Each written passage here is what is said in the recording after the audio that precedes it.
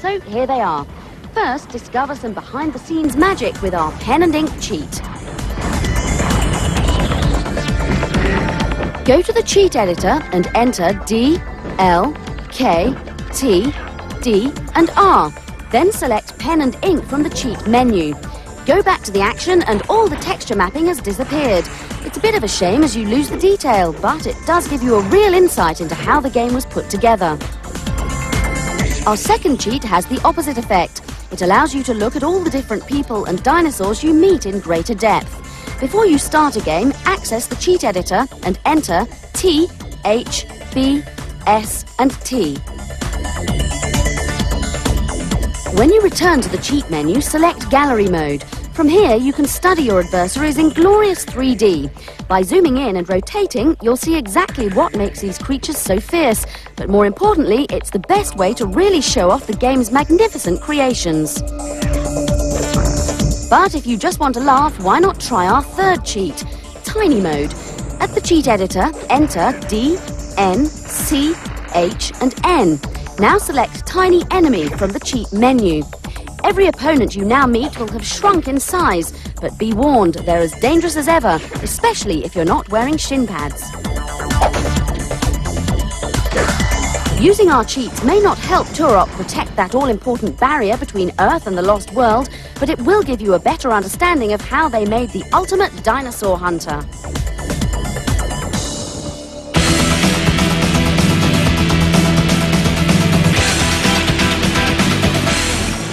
If there's one thing that doesn't stay still on the internet, it's the technology.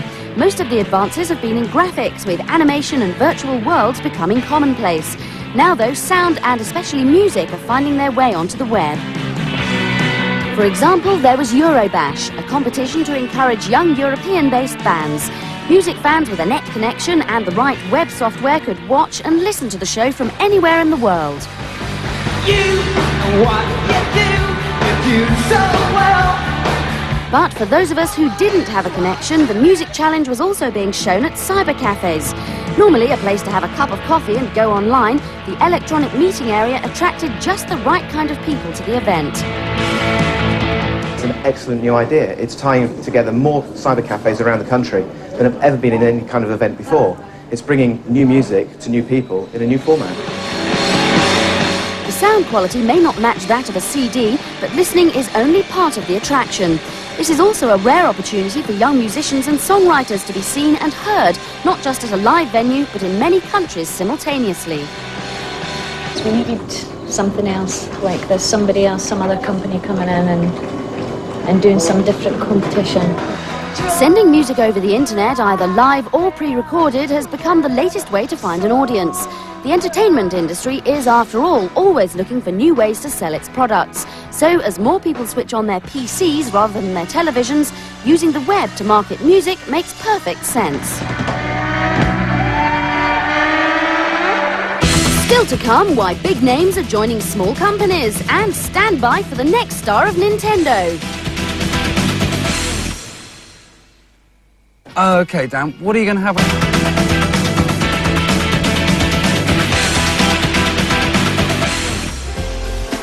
Designing a top-selling game in today's highly competitive, high-stakes market isn't something just anyone can do.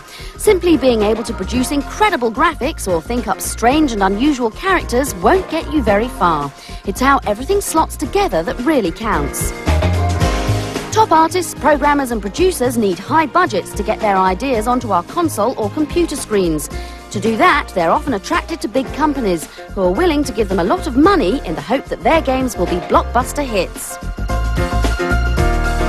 But despite this, the creators of games like Wing Commander and Quake are now actually leaving the larger software houses that have made them such a success to start all over again. I think some of the real talent in the industry does want to break away because they want to get back to the basics. I know it's very difficult to work sometimes in a big consolidated company, and because these people have had great success, they can find the backing and they can have the resources to be able to continue to be creative in a small environment. One of the biggest names to feel just that way was Peter Molyneux, founder of Bullfrog, a company he sold to Electronic Arts. Before the release of his last Bullfrog title, Dungeon Keeper, he was already hinting at his unhappiness. very start, with 7 people, it's easy to make everyone creative, and if someone isn't creative, it's easy to spot that. But when you've got 100 people, it's much, much harder to do. To give you an example of Bullfrog, we used to, if we ever had a meeting, we had perhaps a meeting every 2 or 3 weeks. And with a corporate culture, there's meetings every 2 or 3 minutes. Rich organisations are buying up smaller independents all the time, but there's no point if the best people in those companies don't want to stay. Eidos Interactive was formed from several existing groups, one of whom was Core Design, creators of Tomb Raider. Eidos weren't about to make its top coders unhappy by making them feel like a number. Eidos as a company goes out and looks for small groups of development, and we don't have a 250-person internal development group because it just is not the way that the creative spark flies.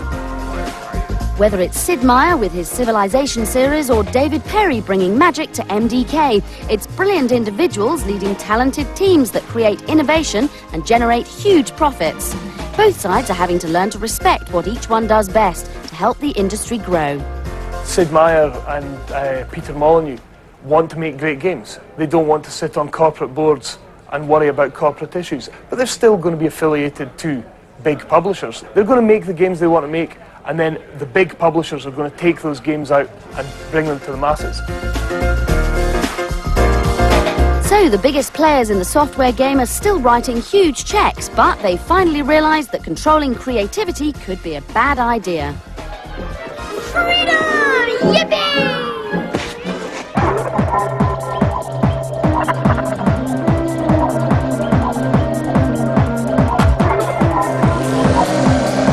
Joining the ever-growing number of specialised racing games is Formula Karts, another title in Sega's Kart series. Claiming to be the most realistic racer in its genre, but then who doesn't, Formula Karts boasts a fully 3D environment and some very realistic gameplay. Sega released Formula Karts on the PC before the Saturn. Although this seems strange at the time, Sega may need all the PC experience it can get, as their new 64-bit machine, the Saturn II, is rumoured to be using a computer-based 3D graphics card. Whether you choose to race in championship or arcade mode, the action is both fast and frantic. With speeds reaching 130 miles per hour, together with some sensitive handling, the gameplay is as near to real life as you're going to get. Formula Karts nestles neatly between the ultra-realistic Formula 1 titles and the more exhilarating rally games. By combining this subtle mix of 2 different racing genres, Formula Karts becomes a well-balanced game, but one that doesn't excel in any single area.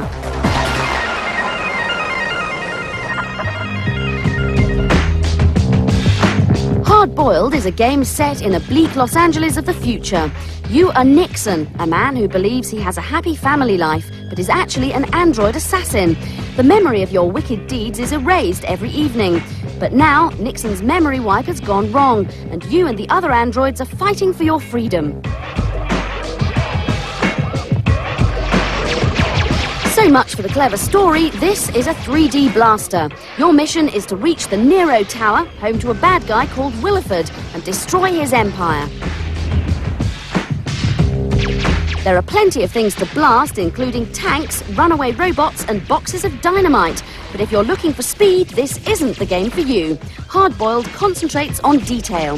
It has excellent 3D rendered graphics, absorbing gameplay, great backgrounds, and some rather spectacular explosions.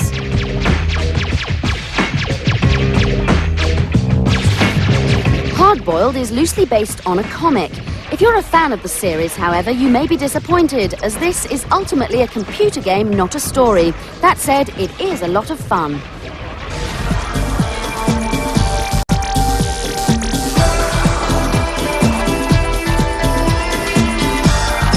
Computers are everywhere these days, bringing games, educational titles, and the internet into homes all over the world. But there's one piece of hardware that adds a whole new dimension to your techno lifestyle: a printer. With Print-Paks, the traditional idea of sending letters by post is reborn for the age of email. Designing anything is made much easier with a little help from a CD-ROM. The appeal of this product is that you have something to show for your efforts at the end. So they actually work on the computer, and then they have something, and they can get to use scissors and cut things out, make things for you know, grandparents, mom and dad. And the process is fairly simple, so even young users will find it easy. My name is Max, and I'll be helping you along the way. A huge library of illustrations is enclosed with the packs, including pictures of animals, scenery and backgrounds that are all available for you to use in your own designs. For a more personal touch, you can import your own pictures. All the Print-Paks software also comes with several art routines, which allow you to colour and paint pictures or apply various manipulation filters to take your designs into a new dimension. And for budding authors out there, the Create a Book Kit has all the materials you need to make 3 complete books. The magnet and the iron-on kits all come with supplies. If you run out, you can log on to the Print-Pak website and order more at the click of a mouse. This type of computer package combines old-fashioned cutting and pasting techniques with the versatility of high-tech interaction. It's a great way to encourage creative thinking and see the results straight out of the printer. So if you can imagine it, you can probably stick it onto your fridge, read it or wear it. And the best part is, it's up to you. Now here's our look at some of the most popular all-format games from around the world. Die Hard Trilogy is at 10, where the action always comes in threes. At 9, it's Micro Machines V3, the little racer that's big on fun. Fighting its way to number 8, it's the stylish combat game Soul Blade. Or battle it out against a team of 11 with FIFA 97 at 7. At 6, it's Super Mario 64, leaping his way through a 3D world. Still jumping and diving around the danger, Lara's back with Tomb Raider at 5. If you really want to get into trouble, try the frantic Carmageddon at 4. At 3, it's Rage Racer, where speed and skill rule the racetrack. Get shooting with International Superstar Soccer Pro at 2. And speeding its way to the number 1 spot, it's the incredible Mario Kart 64.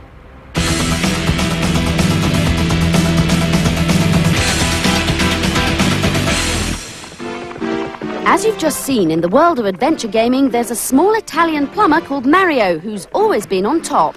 In Super Mario 64, the cheeky chap has complete freedom of movement within his own 3D world.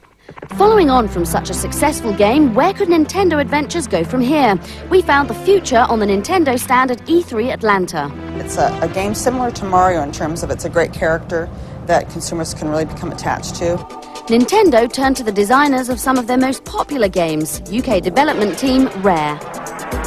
These are the people who breathed new life into the 16-bit SNES system in the Donkey Kong Country series of games. They continued with 64-bit success and titles like Blast Corps.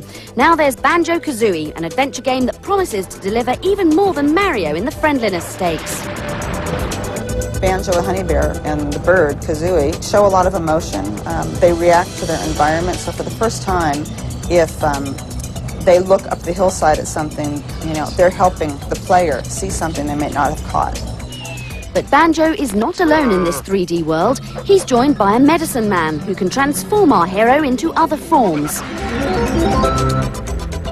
Now the game takes on a whole new dimension that makes collecting those all-important magical items even easier. Banjo's other friend is a red bird who lives in his backpack.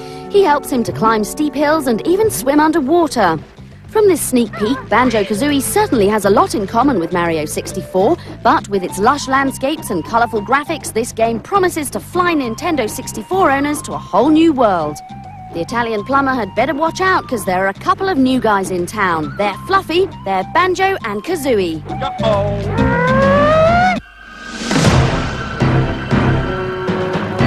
I can't wait to see more of that one. There were so many exciting games at E3 in 1997. If there are any you particularly want to see, why not write a letter or send an email and tell us what they are.